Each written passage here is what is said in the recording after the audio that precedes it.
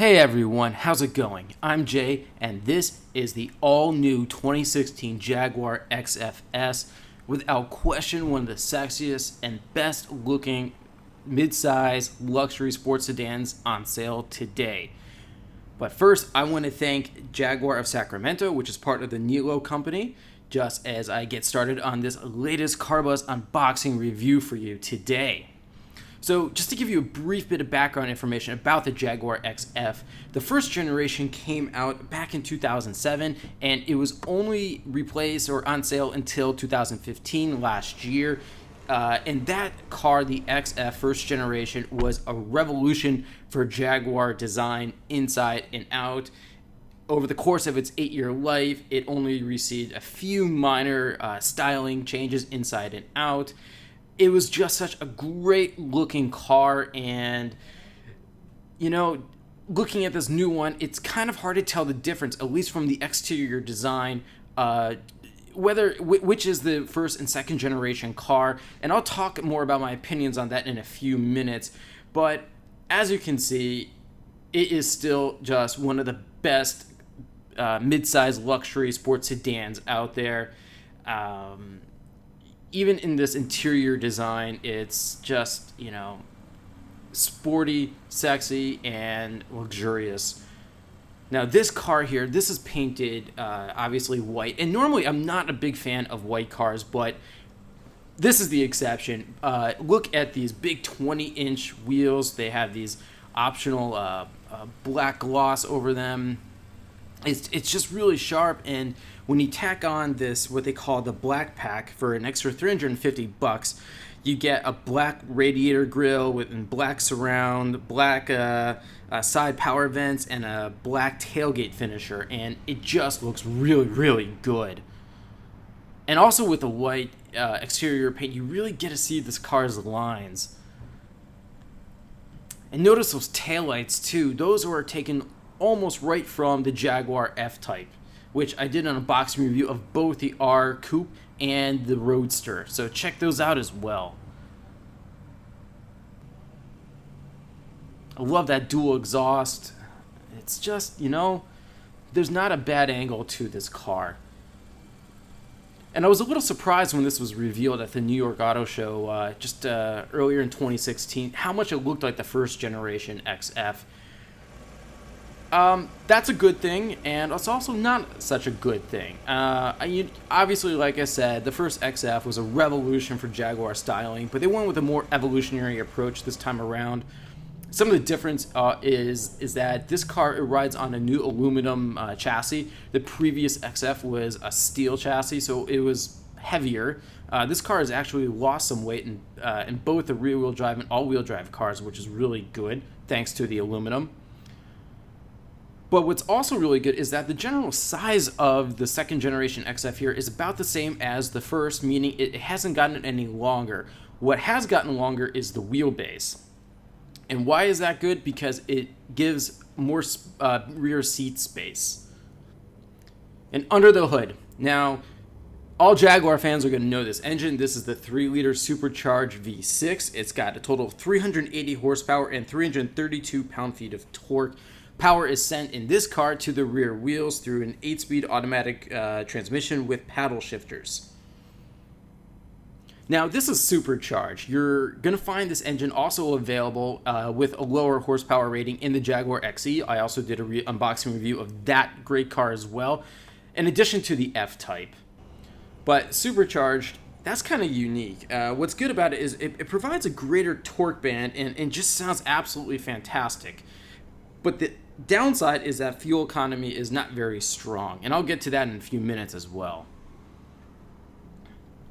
Looking at this interior, it's really nice. It's this jet black with what they call there's a light oyster stitching. It's a nice contrast. And everything else coming from Jaguar today, the interior qualities here have really improved compared to what they used to be, even 15, 20 years ago. It's very premium. They use high quality components throughout. And because this is the XFS, it's pretty much the highest trim you can get today. It comes with a lot of standard features. You got these sport seats. They're heated and cooled. Even the rear seats are heated. You also get lane keep assist, driver condition monitor, LED adaptive headlights with signature daytime running lights, a blind spot monitor, and reverse traffic detection. So this car, it's got a lot of features, and when I get to pricing, I'll break down a little bit more of that for you then.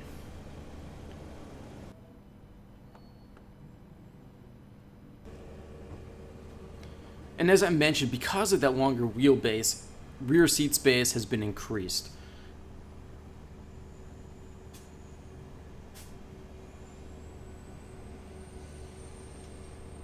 And it's overall a very roomy interior. I've been in competing BMWs, Audis, and this is very comfortable overall. I don't think rear seat occupants are going to have any complaints, even if you're over 6 feet tall. With two adults in the back, you're going to be just fine. 3 will be a bit of a squeeze.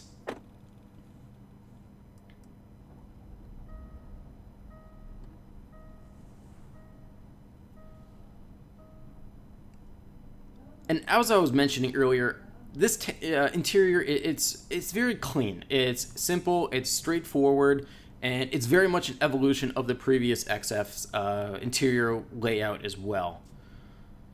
You notice that familiar gear change dial there that is trademark in all other Jaguars today. It raises when you press the ignition, and it lowers when you turn the car off. It does replace that old J-pattern shifter of old Jaguars. I'm sure you kind of remember those. I do kind of miss that J-pattern. It was special. It's a heated steering wheel as well. But let's hear that engine for a sec.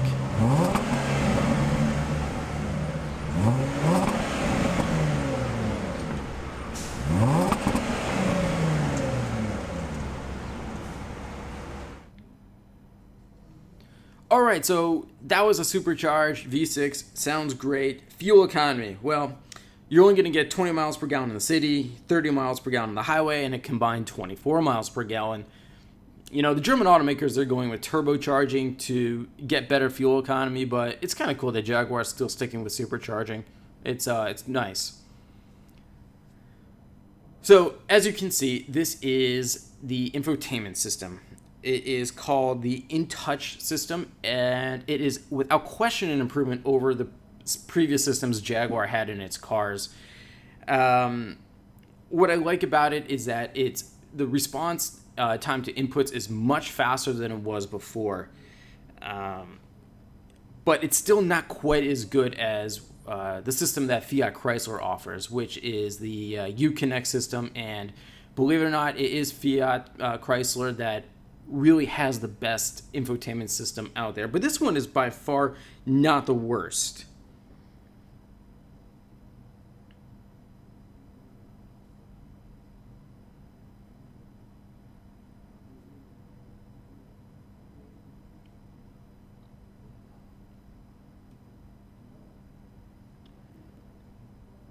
Now, if you want to spend the extra money, there is the technology package for an extra $3,200. What you get with that is a 12.3-inch instrument panel with a full 3D map view.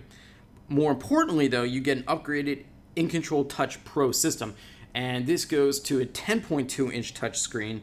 And basically, you don't have any buttons like you see here for the dual climate control system. For some people, that matters.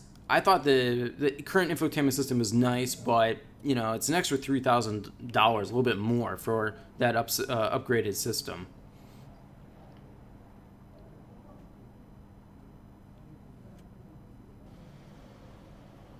Yeah, there's that transmission dial there. I think that's really cool.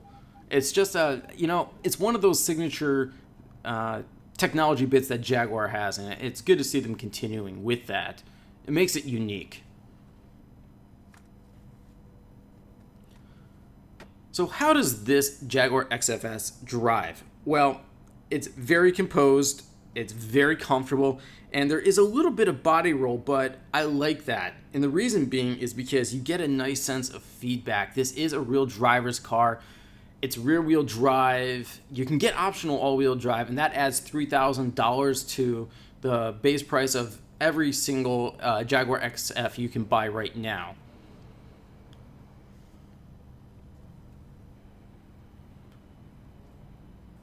Some of the safety features you get, it's, the very standard stuff these days. You have driver and passenger front and side airbags, side curtain airbags, traction control, electronic stability control, ABS brakes, the works.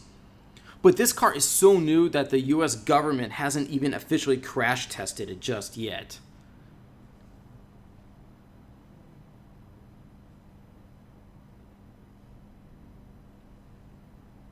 Alright, so I want to talk to you more about the engine options. As I mentioned, this one, it has a 3-liter supercharged V6, 380 horsepower.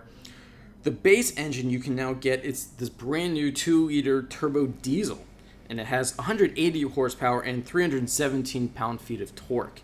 So that's the base engine. That diesel, it's new to the US.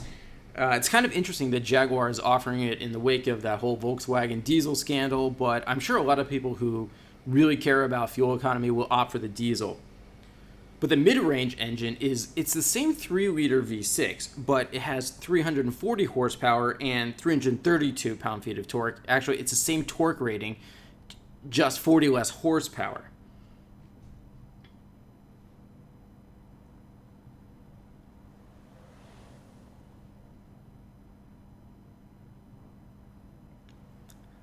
But I also know that, as was the case with the previous Jaguar XF, they're going to come out with the high-performance version, which is going to probably be called the XF RS, just like it was before.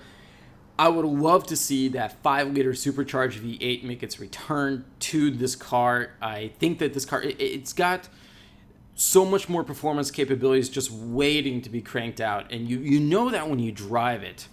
And I don't know if that 5-liter supercharged V8 is going to come back. It is currently available in the Jaguar F-Type R, but that's a very niche model, and it'll be interesting to see whether or not that V8 will come back. We'll know within the next year or two, I would say.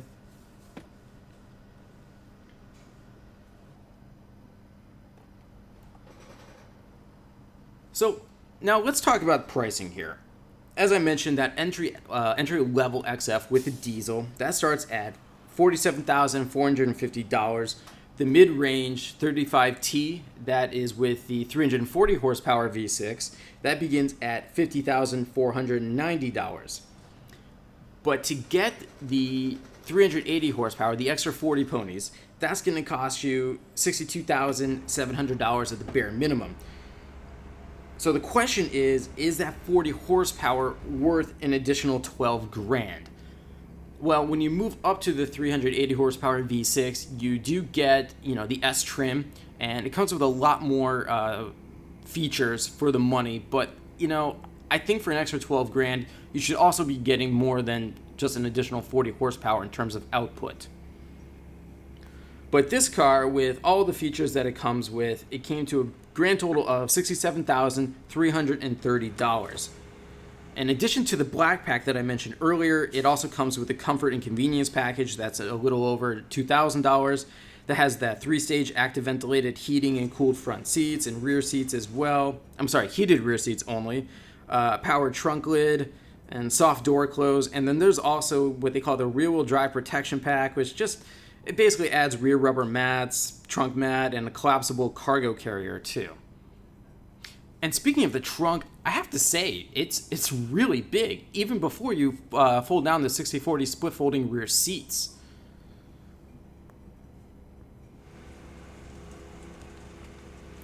So what's the competition? Off the top of my head, immediately 2 cars come to mind. You're going to have the BMW 5 Series and the Mercedes-Benz E-Class. And then there's also the Audi A6, Cadillac CTS, and the Lexus GS. Now, each one of those cars, with the exception of the 5 Series and E-Class, has a base price of around $45,000, which is, roughly the same as to what the XF comes to as well. But the 5 Series and the E-Class start at $49,000 and $53,000 respectively. So one of my complaints about the this new XF, especially with the XFS, is that the price just gets really high very fast with the features, and you could actually tack on all the extra features, including all-wheel drive for that extra $3,000. And the XFS will easily get to a total of like $75,000, but for only 380 horsepower. And if you look at the competition these days, I don't know. I think that's kind of a steep price to pay. But I think this XFS right here at $67,000 is actually a very good buy. You're saving, roughly like $8,000 as to what you could be, and this one's very, very well equipped, and it looks great. Just look at it.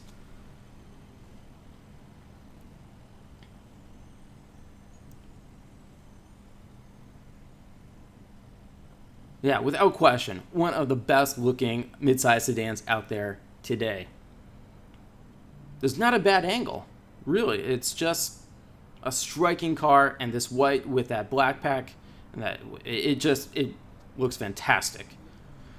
All right, everybody, I'm out of time for today. Thanks so much for watching. Any additional questions for me, leave them in the comment section below. Any more suggestions for future unboxing reviews, also leave those in the comment section. And be sure to subscribe to the CarBuzz YouTube channel that you're watching right now, and check out the full review of the 2016 Jaguar XF S at carbuzz.com. So until next time, everyone, thanks for watching.